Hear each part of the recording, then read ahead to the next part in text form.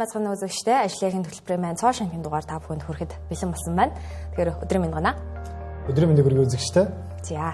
Тэгэхээр бид хөтөлбөрийнхөө хамгийн ихэнд мэдээж дэлхийн нийтийн яг одоо анхаарлаа хандуулах шаардлагатай байгаа нэг үйл явдлын талаар болон тухайн одоо арга хэмжээний эргэн тойрол болж байгаа сонирхолтой одоо сонио хачнуудыг хүрэхээр бэлдсэн байна. Тэгэхээр энэ бол яалтчгүй Давос 2026 буюу дэлхийн эдийн засгийн форум 2026 одоо чуулганы талаар байгаа. Тэгэхээр энэ талаар бас сонирхолтой сонио хачнуудыг бид бэлдсэн байна. Тэгэхээр анаас эхлэе. Тэгэхээр ялцчгүй энэ 7 хоногийн хамгийн чухал сэдэв бол Давос, өвлийн Давос зохион байгуулагдаж байгаа Швейцарын Давос хотноо жил бүр уламжлал болгон зохион байгуулагддаг энэ жилийн арга хэмжээнд нийтдээ 500 гаруй хилцүүлэг зохион байгуулагдаж байгаа. За 3000 оролцогч төлөөлөгчид энэ удаагийн арга хэмжээнд оролцож байгаа гэдэг тоо мэдээлэл байгаа. За хамгийн сүүлд гарсан мэдээллээр за энэ удаагийн дэлхийн эдийн засгийн форумын хамгийн чухал оролцогч болох Америк нэгдсэн улсын ерөнхийлөгч Дональд Трамп за Америк нэгдсэн улсаас Швейцарын Давос хот руу хөдөлж эхэлсэн гэдэг мэдээллийг бол их сурвалжууд өгж байна. За түүнтэй холбоотойгоор яг одоогийн байдлаар бас олон улсын худалдаан дээр үүсэж байгаа асуудлууд, галын тарифын талаар бас ярих хэлэлцээрүүд өрнөх болов гэдэг хүлээлттэй. Тэгэхээр тэр талаар бас илүү дэлгэрэнгүй ярихаас өмнө ер нь яг дэлхийн эдийн засгийн форумд оролцож байгаа гол төлөөлөгчдөөс ямар байр суурийг эзэлж илэрхийлж байгаа вэ? Ямар үзэл санаануудыг бас тэнд ярьж байгаа вэ гэдэг талаар бас ярилцъя гэж бодож байна, тийм. Тэгэхээр хамгийн эхлээд бас Европын комиссийн ерөнхийлөгч Урсула фон дер Лайен бас өөрийнхөө илтгэлийг тавьж хилцүүлгүүдэд оролцсон байна. Тэгэхээр түүний хувьд бас ямар агуулгуудыг ярив. Тэгэлгүй яхав. За Давос 2026-гийн хувьд бол энэ сарын 19-өөс 23-ны хооронд үргэлжлэхээр байгаа. Энэ бол ингээд нэг 3 дахь өдөр үргэлжлэж байгаа гэсэн. За тэгэхээр Европын комиссийн ерөнхийлөгч Урсулагийн хувьд бол 2026-аас 2027 онуудад Украинд за 90 тэрбум еврогийн зээл олох албан ёсоор мэдэгдсэн байгаа. За мөн Оросын зарцаасан хөрөнгийг бүр мөсөн ашиглах эрхээ нээлттэй үлдээж байгаа мөн сануулсан байна. За мөн Европ төвийн батлан хамгаалах зардлыг 2030 он гэхэд 800 тэрбум евро төрөх одоо эрчимтэй өсөлтийн төлөвлөгөө бол танилцуулсан байгаа. За мөн ер нь чуулганы салбар хуралдаануудын яг гол цөм болсон сэдэв юу вэ гэхээр мэдээж хиймэл оюун байлаа. Тэр тусмаа AI-ийн одоо хариуцлагатай хэрэглээний талаар байсан. За энэ тал дээр бол AI болон дата төвүүдийн хэрэгцээг хангахын тулд дэлхийд хангалттай эрчим хүчний ерөн шилжиж байгааг шинжээчд онцлсан байгаа. За мөн хиймэл оюуныг зохион бүтээхдээ ажилчдын оролцоог хангах, за технологи ба хүний үн цэнийг хэрхэн хослуулах талаар бол хилцүүлэг өрнөж байгаа байна. За мөн бусад онцлог үйл явдлуудын талаар бас дурдвал за Иранд өрнөж байгаа иргэдийн эсэргүүцэл хүний эрхийн асуудлаас болон за Ираны гадаад хэргийн сайд Давост хүрэлцэн ирэх боломжгүй болсныг бас зохион байгуулагчдын зүгээс мэдэгдсэн байгаа. Төсөл байдалтай холбоотойгоор за мөн мөсөн голыг хамгаалах яаралтай одоо арга хэмжээ болон эрчим хүчний аюулгүй байдлын асуудал Давосын хөтөлбөрт мөн чухал байр суурь эзэлж байгаа хэвээр байна. За мөн дэлхийн худалдааны байгууллагын тэргүүн за Ногози Оконжогийн хувьд бол олон талд худалдааны систем сүүлийн 80 жил байгаагүйгээр одоо сорилттой тулгарч байгааг бол анхааруулсан байна. За сая дурсанчлаа энэ жилийн чуулга уулзалтын бол гол сэдэв яалтчгүй хиймэл оюун байгааг бол одоо үзэгч та бүхэн бүгдээрээ мэдж байгаа. Тэгэхээр хиймэл оюуны салбарт нөлөө бүхий эрхмүүд бас ямар байр суурь илэрхийлж байна энэ талаар. За тэгэлгүй яг тэгэхээр хиймэл оюун бол яалтчгүй бас эдийн засгийн өр өгөөжийн талаар хиймэл оюуны эдийн засгийн өр өгөөжийн талаар ер нь ярих цаг болсон байна гэдэг энэ удаагийн дэлхийн эдийн засгийн форум харуулж байна. Тэгээд Microsoft компани гүйцэтгэх захирал Сатья Наделла за мөн Google компани DeepMind лабораторийн гүйцэтгэх захирал Демис Хасабис за Дарио Амаде гэх мэтчлэн нөлөө бүхий эрхмүүдээс өөрсдийнхөө байр суурийг илэрхийлсэн байна. За эдгээр чухал байр суурийг хүрэхээс гадна за Монгол улсыг бас төлөөлөн оролцож байгаа AI Academy Asia-гийн гүйцэтгэх байгуулагч гүйцэтгэх захирал Болор Эрдэнэс нэгэн арга хэмжээ хилцүүлэгт хэдхэн цагийн өмнө оролцсон байна. За тэрээр Монгол улсын хэмжээнд зохион байгуулагдаж байгаа нийтдээ 5 жилийн хугацаанд хэрэгжих үндэсний хиймэл оюуны аяныг бас олон улсын хиймэл оюун болон технологийн салбарын экспертүүдтэй хамт бас олон улсын томоохон тавцан дээрээс зарлж бас Монгол улс ер нь хиймэл оюуны салбарт нэлээдгүй ач холбогдол өгж байгаа шүү гэдгийг бас анхааруулсан, сануулсан нэг юм онцгой үйл явдал боллоо. За эдгээрээс гадна Anthropic стартап компани гүйцэтгэх захирал Дарио Амадегийн нэгэн хэлсэн үг нэлээдгүй олон улсын хэвлэлүүдийн анхаарлыг татлаа. За түүний хувьд ер нь бүгд найрамдах хятад ард улсад хиймэл оюуны чипийг худалдаална гэдэг нь бүгд найрамд хойд Солонгост цөмийн бөмбөг зарахтай ижил хэмжээний тийм зүйлээ гэдгийг бол сануулсан байна. За тэрээр мөн За маш сонирхолтой Anthropic стартапын хамгийн том хөрөнгө оруулагчдын нэг нь бүгд найрамдахад ард улсад чип худалдаалж байгаа Nvidia компани. За саяхан бас Nvidia компани Anthropic стартапт нэг 10 гаруй тэрбум долларын хөрөнгө оруулалтыг бол хийсэн байгаа. Тэгэхээр бас хөрөнгө оруулагчдынхаа зах зээл дээр бас иймэрхүү хүчтэй байр суурийг илэрхийлсэн гэдэг нь бол нэлээдгүй сонирхолтой талаа. За эдгээрээс гадна Google компани DeepMind лабораторийн үүсгэн байгуулагч Demis Hassabis бүгд найрамдахад ард улсын хэмэл оюуны салбар барууны болон Америк нэгдсэн улсаас ер нь бол 6 орчим сарын хугацаатай явж байгаа, хоцрогдолтой явж байгаа гэдгийг бол анхааруулсан байна. За хамгийн сонирхолтой нь Microsoft компани гүйцэтгэх захирлын бас илтгэл байлаа. За Microsoft компани гүйцэтгэх захирал Сатья Надella нэгэн хилцүүлэгт оролцохдоо ер нь яг одоо энэ хэмэл оюуны эдийн засгийн үр өгөөжийг илүү хүн төрөлхтөнд хүртээмжтэй байлгах талаас нь ер нь бодолцох хэрэгтэй. Ер нь өмнөх технологийн хувьслуудад бол нэг юм disrupt буюу тухайн салбарыг түүэлсэн ийм онцлогуд байсан бол яг энэ хэмэл оюуны салбарын эдийн засгт үзүүлж байгаа үр өгөөжийг бүтээмжийн чадамжуудыг илүү тэгш байлгах хэрэгтэй гэдэг ийм санаануудыг илэрхийлсэн байна. За яалтчгүй энэ удаагийн дэлхийн эдийн засгийн форумын бас хамгийн чухал сэдвүүд бол яалтчгүй хэмэл оюуны талаар байлаа. За үргэлжлүүлээд дэлхийн эдийн засгийн форум дээр яригдж байгаа Гренландын асуудалтай холбоотой хамгийн сүүлийн үеийн мэдээллүүдийг хуваалцъя. Тэгэхээр Гренландын асуудал дээр ерөнхийлөгч Дональд Трампын Америк нэгдсэн улсын талаас Гренланд улстай холбоотой НАТОгийн 8 улсад ер нь гайлын тарифыг дахин нэмэгдүүлнэ гэдэг асуудлаас болж хөрөнгийн зах зээл дээр өчигдөр буюу мягмар гарагт нэлээдгүй том уналт ажиглагдлаа. За яг өчигдрийн байдлаар Dow Jones Index 176% унаж, за арилжаан 48488 нэгждэр бол хаагдсан байна. За харин S&P 500 индексийн хувьд бол 2% буурч, за 22954 нэгждэр хаагдсан байна. За энэ нь бол 3 гол индекс өнгөрсөн оны 10 дугаар сараас хойш ийм хүчтэй уналт үзүүлж байгаа хамгийн муу арилжааны өдөр болж бүртгэлээ. За 2026 он гарсаар S&P 500 индекс 0.7%, за Nasdaq индекс 1.2% тус унсан байна.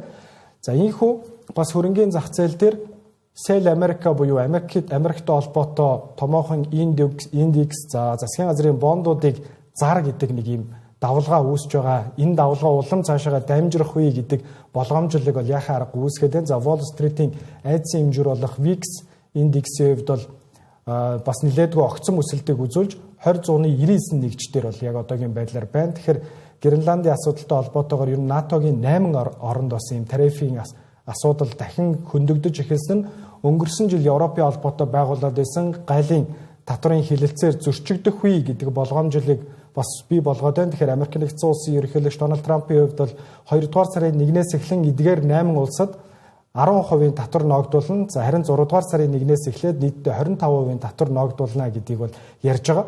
Тэгэхээр эдгээр асуудлууд ер нь юунаас болсон бэ гэхээр за Америк нэгдсэн улсын хувьд бол мэдээж Гренланд арлыг өөрсөндөө нэгтгэхийг хүсэж байгаа тийм.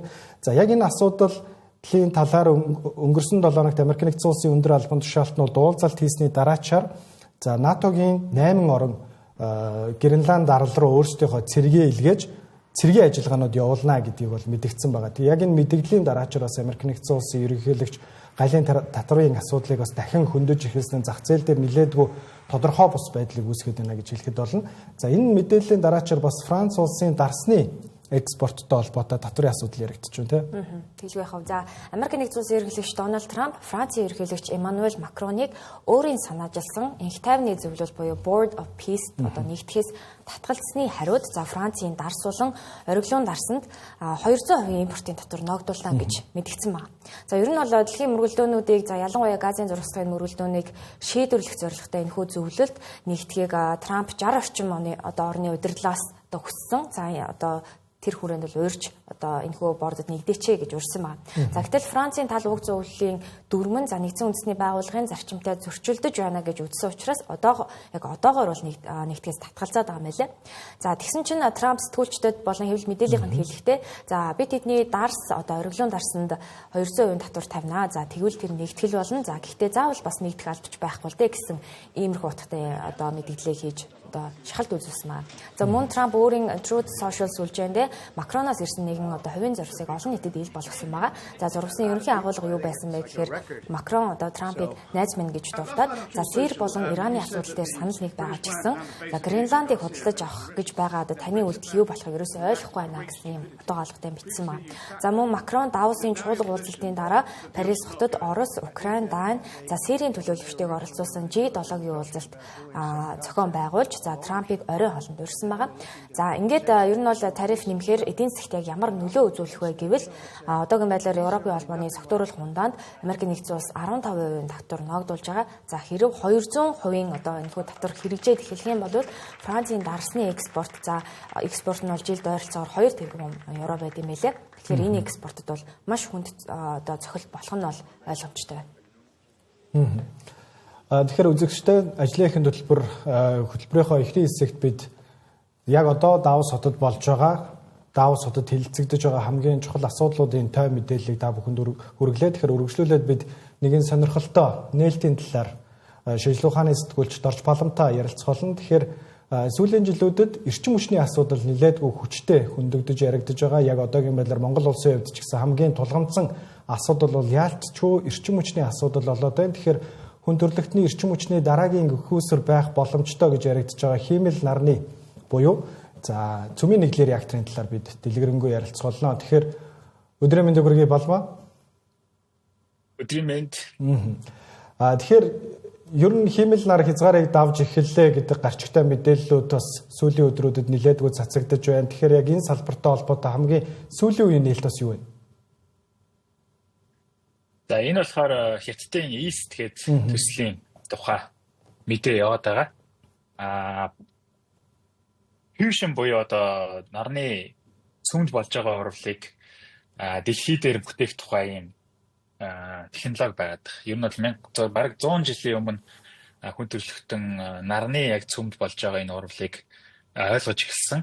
Тэрнээс хойш технологийн тусламжтайгаар яг энэ урвалыг дэлхий дээр бүтээх боломжтой юу гэдэг судалгаа хэрэгжээ. Ер нь бол явж байгаад 1960-аад оны орчимд зөвлөлтийнхэн Tokamak гэдэг ийм технологи бүтээгээд соронзон орны тусламжтайгаар мэдээж нарны цөмчин асар халуун байгаа шүү дээ. Ер нь бол 15 сая Цельсийн градус орчим байгаа. Тэгэхээр тэр их халууныг яаж тогтоон барих вэ гэдэг дээр зөвлөлтийнхэн ийм соронзон орны тусламжтайгаар нэг тогтоон барих боломжтой байна гэд.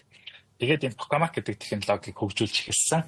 За тэрний дараа болохоор зэрэг за ингээд халууныг барьчдсан байж урвалыг яаж тогтвортой явуулах вэ гэдэг дээр ер нь бол дэлхийн том улсууд ишээ судалгаанд маш их мөнгө хайж эхэлсэн. Одоо жишээлбэл Европынхан бол энэ бол ер нь бол яг төслийн хүрээнд авч үзэх юм бол одоо CERN гэдэгтэй ижилхэн ийм хэмжээний маш том өртөгтэй ийм төсөл байгаад байгаа. Тэгээ Европод болохоор зэрэг энэ гэхдээ CERN бол мэдээж квантын түвшний бүр ийм суурь судалгаа хийдэг газар.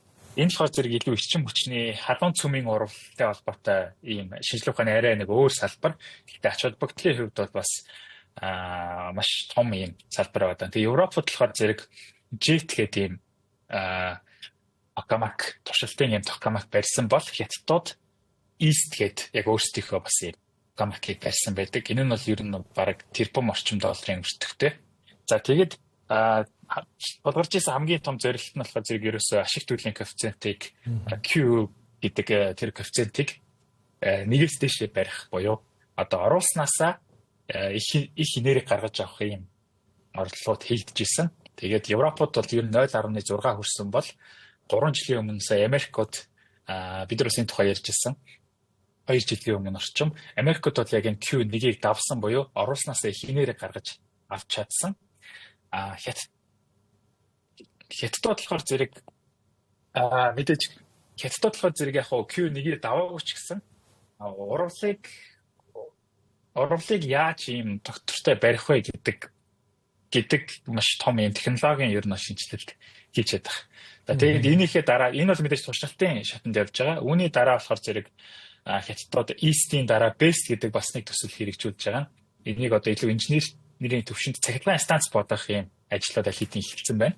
За тэгээд 2030 онд ер нь бол яг энэ цахилгаан станцын ер нь бол барилгын ажил нь ихэд 2050 он гэхэд анхны fusion реакторын ийм цахилгаан станц ашиглалтанд орохоор байна гэж хэцүүд бол өөрсдөө хэлж байгаа. Үүнээс гадна зөвхөн хятад гэхгүй Европт бас JT-ийн дараагийн хэмжээний төсөл болох ITER гэдэг ийм төсөл явж байгаа. Бас нэг 20 тэрбум орчим долларын ийм төсөл барилга огсралтын ажилдаа явж байгаа.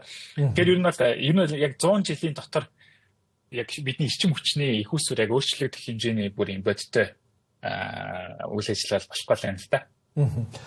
Одоо халуун цөмийн реактор гэхээр маш олон хүмүүс яг одоогийн байдлаар бас дэлхийн нийтийн өргөнөөр ашиглаж байгаа цөмийн реактортай бас нэлээдгүй андуурч магадгүй. Халуун цөмийн реакторыг бас мэдээж яг нарны цөмд болж байгаа процесстэй ижил байдаг учраас нартаа маш их хэмжээгээр ингэж маш олон удаа ингэж харьцуулж ярьдаг байгаа. Тэгэхээр ер нь яг ялгаа нь юу юм бэ? Ялгааг нь бас бидэнд товчхон тайлбарлаж өгөөч. Цөмийн хоёр төрлийн цөмийн уруулаа. Нэг нь цөмийн задрах урвал, нэг нь цөмийн нэгдэх урвал гэдэг. Цөмийн задрах урвал бол одоо бидний цөмийн бөмбөг хийгээд байгаа цөмийн реакторууд одоо ашиглаж байгаа цөмийн реакторууд бол цөмийн задрах урвалаар явж байгаа. Энэ түлш нь бол уран гэх мэтчлэн хүнд атомод байгаа.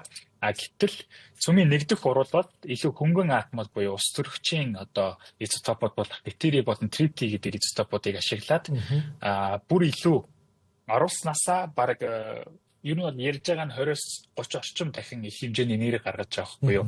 Маш энгийнээр хэлбэл зүгээр аяхтай усыг ашиглаад маш их хэмжээний энергийг гаргаж авах ийм технологи байгаа. Цөмийн задрах урвалын реакторууд бол цацраг идэвхийн аюул байгаа, дэлбэрэх, одоо хайлах, иймэрхүү хог хаягдлын ийм асуудлууд байгаа бол цөмийн нэгдэх урвалын реакторууд бол тийм юм ерөөсөй байхгүй. Мэдээж халуун цөмийн гэдэг нь асар халууны аюул яригдаж болох ч гэсэн энэ нь яг нөгөө газын пилептикийн газыг нэг унтраачингууд шууд унтарчдаг штэ гал нь. Яг тэрэн шиг реактор тэгэл хэрв түшин байхгүй шууд хэд ороо тэр халуун нь хэдэн секундын дотор адаг болчдөг ийм гайхалтай технологи байгаа. Тэгэхээр маш аюулгүй, маш цэвэр, тэгээд маш хямд ийм эрчим хүч гаргах ийм технологи байгаа. Тэгээ энэ бол ер нь бол бидний одоо өмнөх үеийн инженерүүд эрдэмтдийн хувьд бол мөрөөдөл ер нь бүтшгүй зүйл гэж яригдчихсэн бол яг одоо 2026 онд East гэдэг туршилт яг 20 жилийнхээ ой дээр энийг бол бүр бодиттой хийгдэх зүйл юм байна, боломжтой байна гэдэг одоо цахилгаан станцынхаа ер нь бол төлөвлөгөөр орсон юм гайхалтай одоо дараагийн шатны үйл ажиллагаанууд явагдаж байна. Мэдээж шинжилгээ ухаан бол маш олон боломжгүй гэж боддог байсан зүйлүүдийг боломжтой болгож харагдуулж байна тий. Тэгэхээр мэдээж яалтчгүй бас энэ халуун цөмийн реакторын туршилтын ажлуудаас явагдаж байгаас дөрөнд чиний хэлсэнчлэн 2030 он гэхэд бас ихний одоо реакторууд баригдах төлөвлөгөөтэй байна гэж байна. Тэгэхээр ер нь одоо томоохон гүрнүүдийн туршилтын ажлууд бол яг одоогийн байдлаар явагдаж байгаа. Гэхдээ Монгол шиг ч юм уу эсвэл бас бусад орнууд бас яг энэ салбарт ер нь ямар оролцоотой байх шиг байна. Эрчим хүчний салбар ер нь энд тийшээгээ шилжлээ гэж бодоход өртгийн хувьд бас жижиг орнууд бас энэ салбарт тоглож болох боломжууд байгаа юу? Энэ тал дээр ер нь ямар судалгаа байна? Энэ бол түрүүн хэлсэн шиг мөрөөдөл бол биш болчиход байна л да. Одоо Солонгосчууд, Япончууд ч гэсэн өөрсдийнхөө фьюжн төслүүдийг хэрэгжүүлж байна. Америкууд, Европууд бол илүү ийм нэгдсэн байдлаар төслүүд хөтлөж байна. Энэтхэг ч гэсэн одоо энэ Европын энэ ITER гэж төсөл дээр оролцсон. Одоогийн байдлаар бол яг энэ ITER тэргүүтийн төслүүд бол туршилтын гэдэг утгаараа улс орнууд гэхдээ мэдээж чамлахааргүй ер нь бол тэрбум долларын мега төслийн энэ бол асуудал яригдчихэж байгаа. Тэрэн дээр ер нь тоглоом яаж ч эргэж болзошгүй байгаа учраас том гүрнүүд бол мөнгөөр зодоод тийм ээ. Ишээ бооцоо тавиад байна л да.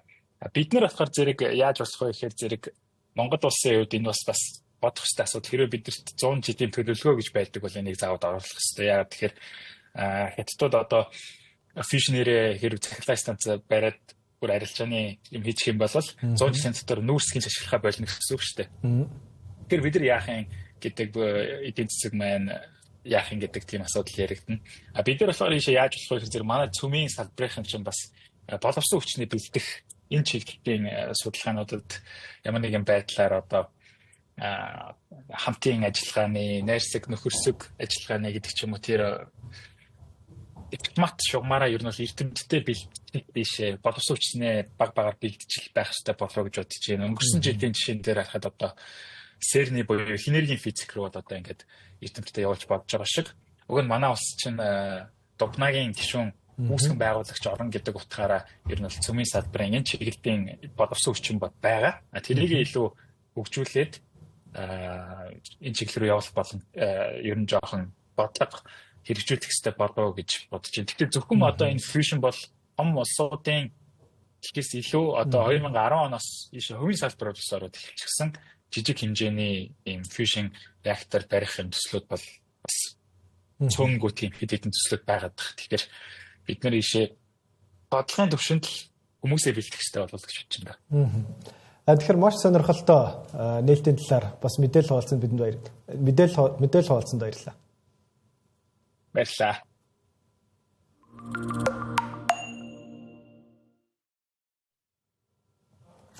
За эрчим хүчний салбарт халуун цөмийн реактор буюу токамак гэдэг технологи илүү тренд болж ирээдүйн өнгийг тодорхойлж байгаа бол яг одоогийн байдлаар сошиал медиа дээр богино бичлэгний формат улам бүр ирчиг авсаар байна. TikTok-ийн хувьд бас богино бичлэгний форматад микродрамд зориулсан шинэ аппликейшн бас хэдхэн хоногийн өмнө зах зээл дээр нэвтрүүлээд байгаа. Тэгэхээр энэ зах зээлийн талаар илүү дэлгэрэнгүй ярилцъя гэж бодож байна. Ер нь TikTok ямар аппликейшнийг зах зээл дээр шинээр гаргаж байна. Тэгэхээр тодорхойлбол TikTok-ийн толгой компани болох ByteDance-ийн зүгээс Pine Drama гэх богино хэмжээний цуврал буюу микродрам гэсэн энэ одоо контентын төрөлд зориулсан тусгай big data аппликейшнийг Америк нэгдсэн улс болон Бразилийн зах зээлд албан ёсоор танилцуулсан байгаа. За юун түрүүнд бас микродрам гэж юу болох талаар бас үзэгчдэд товчхон ойлголт өгөх зүйтэй байх. За микродрам буюу 1-3 минут үргэлжлэх хугацаатай уг зурлалын төрөл анх цар тахлын үед хятадд богино видео платформуудын алгоритмд зориулагдсан туршилтаар гарч ирсэн. За гэтэл түүнээс хойш ердөө 4 жилийн дотор салбарынхаа хамгийн ашигтай талбар болон хөгжиж чадсан ийм одоо контентын шинэ зах зээл байгаа. За TikTok-ийн гаргасан энэ апп нь одоо Pine Drama гэдэг нэртэй. За товчхондоо богино хэмжээний үргэлжилсэн үйл явдалтай драм, цуврал, киноны платформ гэж ойлгож болно. За анги бүрэн ойролцоогоор 1 минут орчим үргэлжлэх өгөөд гар утсан зориулсан ийм босоо форматтай. За агуулгын хувьд бол романс, трейлер, гэр бүлийн драма, аимшиг зэрэг олон төрлийн кинонуудтай. За одоогоор бол илүү одоо хайр дурлал давмгаасан төрлийн контентууд нь одоо илүү хандлт ихтэй байгаа юм билээ. За гол онцлог болон боломжуудын тал дээр одоо яг юу байх вэ гэхээр одоогоор энэхүү апп нь ямар нэгэн төлбөр болон зар сурталчилгаагүйгээр ажиллаж байгаа. За гэхдээ цаашид бол төлбөртэй болох магадлалтай. За мөн хэрэглэгчид өөрийн TikTok хаягаар шууд нэвтрэх боломжтой. За мөн хоёр апп хоорондоо мэдээлэл одоо синк хийгээд за энэ хүн одоо TikTok дээр жишээлбэл ямар төрлийн контент, ямар агуулгатай контент сонирхож байна вэ гэдэгтээ уялдуулан одоо зураг контентуудыг санал болгоно гэсэн үг нөгөө аппликейшн нь. За мөн TikTok дээр ажиллах босоо форматтай учраас одоо скрол хийх буюу шууд хуруугаараа гүйлгээд ингээд ашиглахад хялбар. За мөн Discover зэсээр дамжуулан тренд болж байгаа кинонуудыг олох, за үзэж байсан түүхээ харах, за дуртай зурлаа хадгалах юм боломжтой байгаа. За яагаад энэ апыг гаргасан бэ гэвэл мэдээж одоо Reel Shot, Drama Box гэх та бүхэн одоо Facebook дээр одоо нэг хэсэг нь явж идэг одоо промо бичлэгүүд нь явж идэгийг одоо илүү харсан байх гэж бодож байна үзэгчтэй. Тэгэхээр эдгээр одоо богино хэмжээний киноны платформуд дэлхийд даяар хүчээ авч байгаа тул TikTok за энэ одоо зах зээлийг алдахгүй тулд өөрсдөө гэсэн энэ аппликейшнийг гаргасан байгаа. За мөн микродрамын зах зээл 2030 он гэхэд дэлхийд даяар 26 тэрбум долларт зах зээлийн үнэлгээ нь хүрнэ гэж одоо шинжээчид таамаглаж байна. За мөн TikTok-ийн үндсэн апп дээрх сошиал видеонуудаас кино контентуудыг тусад нь байлгаснаар үзэгчдийн анхаарлыг илүү тогтвортой барих одоо боломжтой гэж үзээд энэхүү аппликейшнийг гаргасан юм байлээ. Мэдээж TikTok аппликейшн бол богино бичлэгний форматыг дэлхийн нийтэд бол одоо тарааж чадсан гэдгээр бол алдаршсан тий. За TikTok-ийн амжилтын дараачараас YouTube Shorts гэдэг форматтай болж тий. Instagram бас Reels гэдэг форматтай болж за Facebook дээр хүртэл Reels орж ирж ер нь бол энэ богино бичлэгний контентуудын зах зээл бол улам бүр дэлсээр байна тий. Тэгэхээр микродрама гэдгийг богино бичлэгний одоо яг одоо байгаа богино бичлэгнээс арай нэг ялгаж өгч байгаа шиг байна. Тэгэхээр энэ зах зээл өөрөө ер нь хэр потенциалтай юм. Ер нь бол их сонирхолтой контентын зах зээл гарч ирж байгаа гэж ойлгож байна. За жишээлбэл түрүүнд дурсанчлан хятадд авах цар тахлын үеэр туршилтын байдлаар хийгдэж байгаад тэгээд одоо маш азтай байдлаар гэхүү одоо олон нийтэд маш сайн төгж танигдаад тэгээд бүр үнэхээр бие даасан өөрийн гэсэн одоо мөнгөн эргэлттэй ийм том зах зээл болсон байгаа. За тухайлбал Variety сэтгүүлийн мэдээлж байгаагаар бол хятадын микродрамын экосистем нь нийт 830 сая гаруй үзэгчтэй юм байлээ. За тэгэхээр энэ бол дотоодынхаа хамгийн том entertainment салбарын одоо нэг бол одоо яалтчгүй болсон гэсэн. Тэгэхээр тэдгээр үзэгчдийн бас 60% нь энэ төрлийн контентыг худалдан авч үздэг боيو ийшээ мөнгө төлж байгаа гэсэн бас сонирхолтой мэдээлэл байгаа юм л да. За мөн хятадтай хувь салбарын гол тоглогчид болох Redfruit, за WeChat video accounts, за Shifan зэрэг компани тус бүр урт форматтай видео платформудаас тусдаа төлбөрийн экосистемтэй ийм микродрам одоо зориулсан тусгай апыг бас хөгжүүлсэн байгаа мэлээ. За зөвхөн хятадд бас үнэхээр алдаршаад байна уу үгүй. Дараагийн зах зээл бол Америк нэгдсэн улс байгаа. Тухайлбал 2024 оноос хойш Reel Short дангаар Америк нэгдсэн улсад хамгийн их таталцтай аппликейшнаар одоо чагсаалтад хэрэгүүлж сарын 100 сая гаруй идэвхтэй хэрэглэгчтэй болсон байгаа юм байна.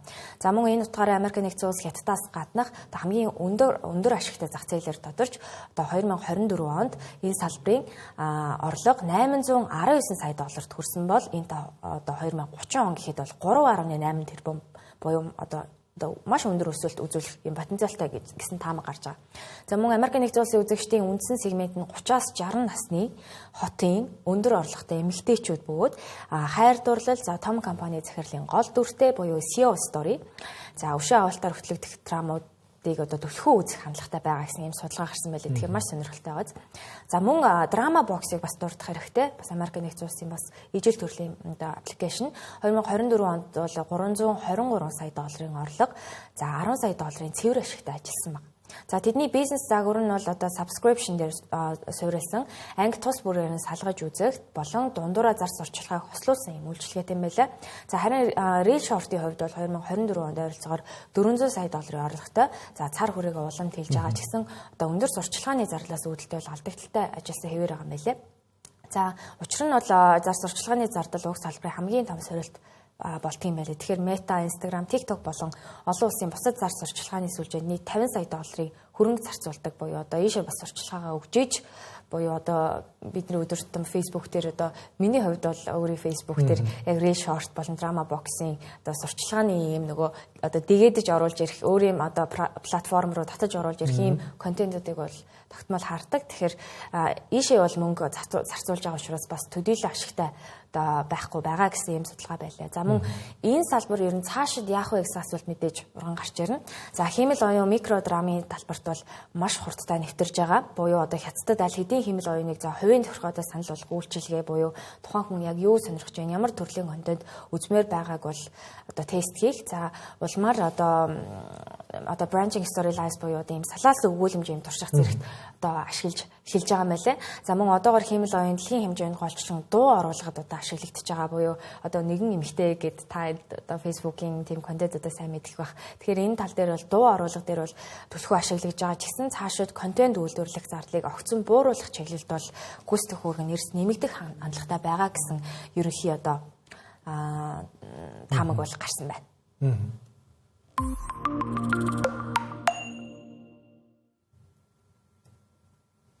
Тэгэхээр үзэгчтэй үргэлжлүүлээ та бүхэнд дотоодод олсон хөрөнгөний зах зээлтэй холбоотой мэдээлэл хүргэж байна. Тэгэхээр банкуудын 2025 оны тайлан гарсан байна. Тэгэхээр Хаамагнаас эхэлцгээе. За Хаамаг 2025 онд 695 тэрбум төгрөгийн цэвэр ашигтай ажилласан байлаа. За энэ нь өмнөх оноос 9 хувиар өссөн үзүүлэлт бөгөөд за өөрийн хөрөнгийн өгөөж 26.3% гарсан байна. За хувьцааны үнэлгээг илэрхийлдэг үн ба дансны үнийн харьцаа буюу PB нь за өчигдрийн хаалтын ханшаар тооцоход 199 төгрөж за ханш илүү бодтойгоор үнэлэгдэж байгааг илэрхийлсэн ийм тооцоол болсон байна. За харин чанаргүй зээл нь өмнөх оны жилийн эцсийн түвшингээ хэвээр хадгалж 4.3% гарсан байна. За дараагийн банкны мэдээлэл бол Голомт банкны мэдээлэл байна. 2025 онд Голомт банкны цэвэр ашиг 345 тэрбум төгрөгт хүрч за өөрийн хөрөнгийн өгөөж 24.3-т хүрсэн байна. За мөн нийт актив 3.6 их найд төгрөг буюу 23.4% өсөж 19 их найд төгрөгт. За нийт өөрийн хөрөнгө 22.8% өсөж 1.6 их найд төгрөг тус хүрсэн байна. За харин чанаргүй зээлийн хувьд өмнөх оноос 1.5 нэгжээр буурч 2.5% болсноор зээлийн багцын одоо чанарын үзүүлэлт бол сайжирсан юм үзүүлэлттэй гарсан байна. За төрийн банкны хувьд бол 2025 онд 83 тэрбум төгрөгийн цэвэр ашигтай ажилласан нь за өмнөх оноос 24%-аар буурсан үзүүлэлт болсон байлаа. За мөн өөрийн хөрөнгийн өгөөж 12.7% байгаа бөгөөд үн ба дансны үнийн харьцаа за тэг 157-д хүрсэн нь харьцангуй хямдар үнэлэгдэж байна. За харин чанаргүй зээлийн хувьд бол өмнөх оноос 1-1-жээр буурч 4.6% гарсан байна. Үзэгчтэй ажлын хөтөлбөр онцлог зохиосоор үргэлжлэх болно. За энэ удаа бид хаваал танк одоо автомашины зах зээлийн талаар нэгэн сонирхолтой ярилцлага бэлтгэсэн байгаа. Хүлээн авна уу?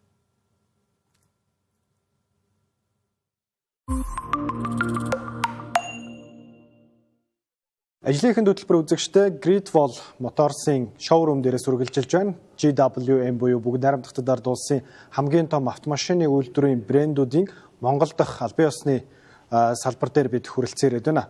Өнөөдөр бид та бүхэнд GWM болон танк, хаваал брэндийн талаарх хамгийн сүүлийн үеийн сонирхолтой мэдээллүүдийг өгөхөөр Чингүнтэй уулзаад байна. Өглөөний мэндийг хүргэе. Өглөөний мэнд. Тэндээ өглөөний мэндийг хүргэе. Нийт үзэж байгаа үзэгчдээ бас өглөөний мэндийг хүргэе.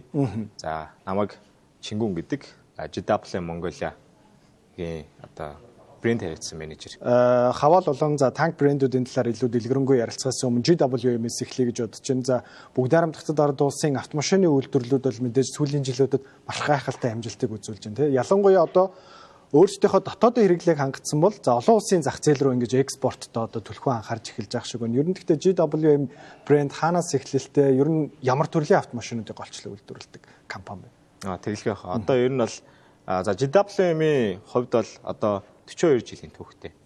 Хятадын маш том автомашин үйлдвэрлэгч компани.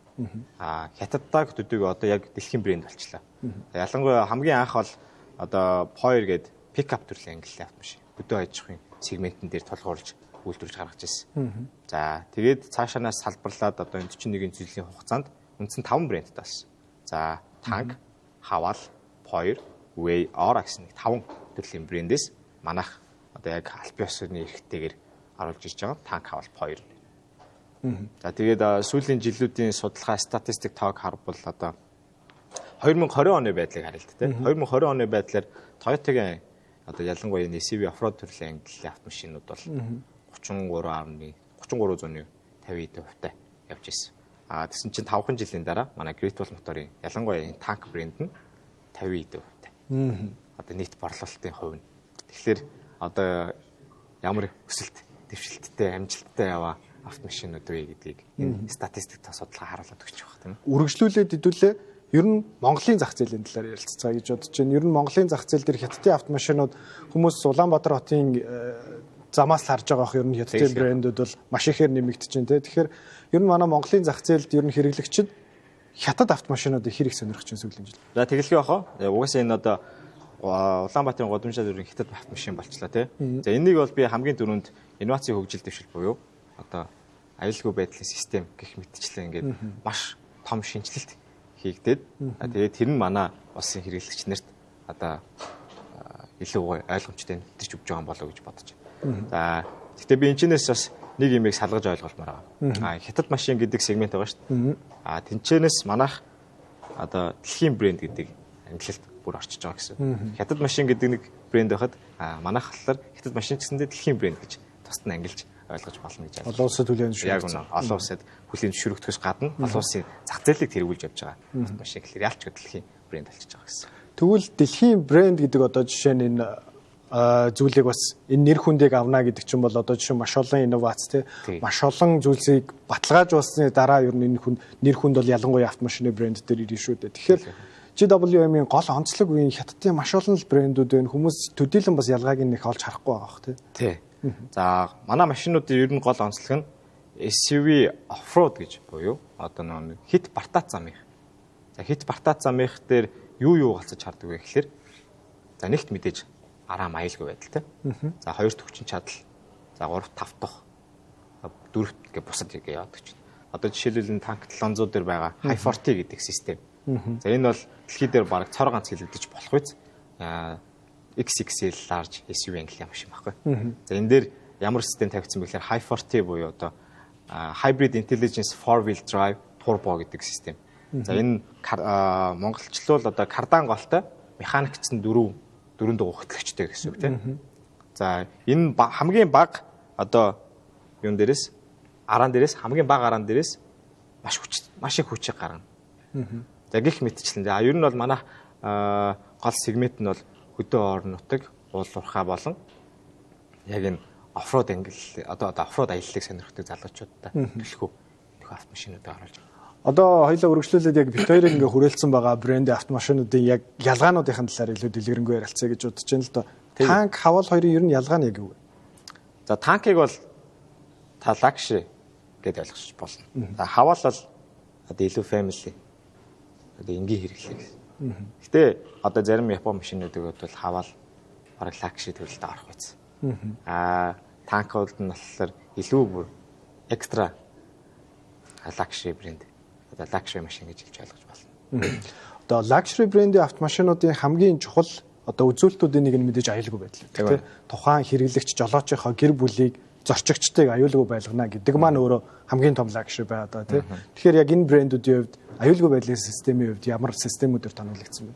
Тэгэлгүй яхаа одоо энэ нь бол автомашины зах зээлд Японы бас аюулгүй байдлын систем топт ордог байсан. Байсан ингээ өнгөрсөн цаг хугацаанд ирж ажиллаарай.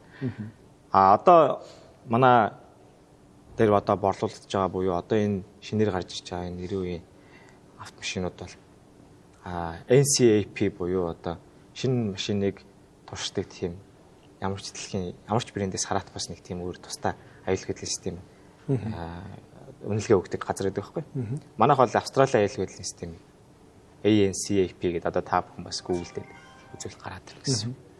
Тэрний 5 одыг хангацсан автомашин. За тэр аюулгүй байдлын систем дээрээ системд одоо шалгуулад бүртгүүлээд за үнэлгээгээ аваад үнэлгээ нь 4-өөс дээш 5 одтой болчихвол бүр супер л гэсэн.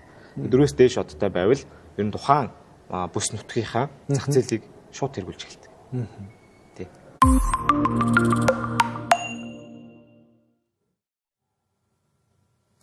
Ажлынхын хөтөлбөр өнөөдрийн мэдээ хэсгээр үргэлжилж байна үзэгчтэй. За олон улсад бизнесийн салбарт болсон хамгийн сүүлийн үеийн мэдээллүүдийг та бүхэнд энэ хэсэгт хүргэж байна. Тэгэхээр хамгийн эхний мэдээлэл хэмэл ойны салбарт тэргүүлэгч OpenAI компани энэ жилдээ багтаад хамгийн анхны хэмэл ойн суурилсан төхөөрөмж худалдаанд гарах гэж байна. Тэгэхээр энэ талаарх илүү дэлгэрэнгүй мэдээллийг ярилцъя л да. Тэгэхээр OpenAI компанийн хувьд за өнгөрсөн жил iPhone-ы дизайныг бүтээгч Johnny Ive-ийн iOV гэдэг нэртэй стартапыг нэг 6 орчим тэрбум доллараар худалдаа авч хэмэл оюуны салбарт гаргах хамгийн анхны ухаалаг төхөөрөмжөө хамтран хийнэ гэдэг мэдээллийг бол зарлаад байсан. За энэ төхөөрөмжийн хамгийн ихний хувилбар яг энэ жилдээ гарна гэдэг шоун бол одоо яригдж байна. За өнгөрсөн жил бас энэ танилцуулгыг хийж явах үедээ бол OpenAI компани гүйцэтгэх захирал Sam Altman 2026 онд багтааж ер нь ихний төхөөрөмжөө гаргаж магадгүй гэдэг зүйлийг хэлж байсан. Тэгэхээр ихний төхөөрөмж дэлгэцгүй байх магадлал тун өндөр байна. Тэгэхээр хүн төрөлхтөн бидний хувьд дижитал ертөнцтэй холбогдож эхэлснээс хойш дэлгэцний хэрэглээ өдөр бүр нэмэгдэж байна. Бидний ер нь дэлгэцнээс уяатай болчихсон гэж хэлэхэд болно. За хэдхэн жилийн өмнө ажлын ширээн дээр нэг компьютер дэлгэцлээдэг гэсэн бол яг одоо бидний урд за ажлын үндсэн одоо дэлгэц гэдэг ч юм уу те лаптоп, гар утас гэх маш олон дэлгэцүүд байгаа. Тэгэхээр дэлгэцгүй хэмэл оюунд суурилсан зөвхөн дууны командаар ажилладаг тийм төхөөрөмж байх магадлал тун өндөр байгаа. Тэгэхээр эдгээрээс гадна өөр ямар нэгэн тодорхой мэдээлэл байхгүй. Харин өнгөрсөн жилийн танилцуулган дээр Sam Altman хамгийн ихний прототип буюу туршилтын төхөөрөмжийг бол би гэртээ хэрэглэж үзсэн. Маш гайхалтай төхөөрөмж байсан гэдэг зүйлийг бол өөрөө илэрхийлжсэн. Тэгэхээр түүний одоо энэ удаагийн хамтрагч болох Johnny Ive буюу Apple-ийн нэрт дизайнерын хамгийн Apple-аас гадна бас хийж байгаа хамгийн ихний томоохон бүтээгдэхүүнүүдийн нэг учраас зах зээл дээр нэлээдгүй өндөр хүлээлтийг үүсгэж байгаа юм бүтээгдэхүүн байна. За дараагийн мэдээ бол Realme 7 хоногийн туршид цэнгээ барих боломжтой нэгэн ухаалаг гар утасны батарейг танилцуулсан байна. Тэгэхээр ер нь 7 хоног цэнгээ барих боломжтой юм. Ер нь ямар технологи юм бэ? За тодорхойлбол Realme компани ухаалаг гар утасны зах зээл нэгэн томоохон шуугиан тарьсан буюу 10,000 мАh багтаамжтай батарей бүхий Realme P4 Power загвараа танилцуулсан байгаа. За танилцуулахаар болсон байгаа. За гол онцлог үзүүлэлт нь юу вэ гэвэл ердөө титан батарей. За багтаамжийн хувьд бол сая хэлсэнчлэн 10,000 мАh. За энэ нь ердийн ухаалаг гар утаснуудаас даруй 2 дахин их үзүүлэлт гэсэн үг. За ашиглах хугацааны хувьд бол сая дурдсанчлан нэг цэнэглэлээр өдрийн хэрэглээнд ердийн хэрэглээнд ерөөсө 7 хоног идэвхтэй хэрэглээнд 3.5 хоног ажиллах боломжтой гэж компанийн зүгээс бол амлаж байгаа. За 80 вольтын одоо хурдан цэнэглэгч дэмжих бөгөөд одоо 36 минутанд 50% цэнэгээ авна. За мөн өөр төхөөрөмжийг цэнэглэх 27 вольтын одоо уруу цэнэглэлтийг бас дэмждэг юм байлээ. За ийм том батарейтай ч гэсэн одоо утас нь хит зузаан хүнд байх юм биш үү гэдэг бас санаа зовнил гарч ирэх нь ойлгомжтой. Том батарей байна гэдэг бол за тэгвэл зузааны хувьд бол ердөө 9 мм, за бүр тодруулах юм бол 908 мм ийм зузаантай. За жингийн хувьд бол 219 г буюу одоо Samsung Galaxy S25 Ultra-тай ойролцоож байна гэсэн үг. За силикон карбон буюу төрлийн батарей ашигласан нь за хэмжээг жижиг нягтршил ихтэй байхад бол тусалсан юм технологи болсон юм байна. За мөн цэргийн стандартын зохилтын тесвэртэй гэдгээрээ онцлогтой буюу одоо хүчтэй зүйлд тесвэртэй гэсэн. За хизээ худалдаанд гарах вэ гэвэл 26 оны 1-р сарын 29-нд энэтхэг усад албан ёсоор нээлттэй хийн. За үүний хувьд одоогоор албан ёсны үн одоо зарлагдаагүй байгаа ч гэсэн шинжээчид ойролцоогоор 350-аас 400 Америк доллар орчим байх болов уу гэж таамаглаж байгаа юм байна. Маш сонирхолтой инновац. Тэгэхээр хөтөлбөрийнхөө хамгийн төгсгөл хэсэгт та бүхэнд телевизийн салбарт нэлээдгүй томоохон өөрчлөлтийг авчирч болох үс нэгэн хамтарсан компани зарлагдсныг товчхон танилцуулъя. Тэгэхээр Sony компани за бүгд найрамдахад ард улсын телевиз үйлдвэрлэгч болох TCL брэндтэй хамтарсан компани байгуулж за Sony-гийн телевизруудыг TCL-ийн үйлдвэрүүдэд үйлдвэрлэхээр болсон гэдгийг бол хэдхэн цагийн өмнө зарласан байна. Тэгэхээр Sony компани зүгээс хамтран байгуулж байгаа энэхүү хамтарсан компани нийтдээ 51%-ийг TCL брэнд эзэмшин, за харин үлдсэн 49%-ийг Sony эзэмшин. Тэгэхээр энэ хамтрал дээр ер нь ямар давуу талууд үүсэх боломжтой вэ гэхээр мэдээж Sony-гийн хувьд олон жилийн туршид хоримтлуулсан дүрс болон дууны өндөр технологиудаа TCL-ийн үйлдвэрлэлийн технологид оруулж илүү хямд зах зээл дээр илүү хямд өрсөлдөхүйц үнэтэй бүтээгдэхүүнүүдийг зах зээл дээр нийлүүлэх боломж бүрдэж байна гэдгийг бол шинжээчид дүгнэж байна. Тэгэхээр талуудын байгуулсан гэрээ энэ оны 3 дугаар сар гэхэд эцлэгдэнэ. Харин 2027 оны 4 дугаар сараас эхлээ албан ёсоор үйл ажиллагаагаа эхлүүлэх төлөвлөгөөтэй байна. Тэгэхээр телевизэр болон зурагтын салбарт нэлээдгүй том өөрчлөлтийг авчрах үс юм хамтарсан компани байгуулагдсан байна. Тэгэхээр үзэгчдээ ажлынхын хөтөлбөрийн удаагийн дугаар үгээр өндөрлөж байна. Бидэнтэй хамт байсан та бүхэнд баярлалаа.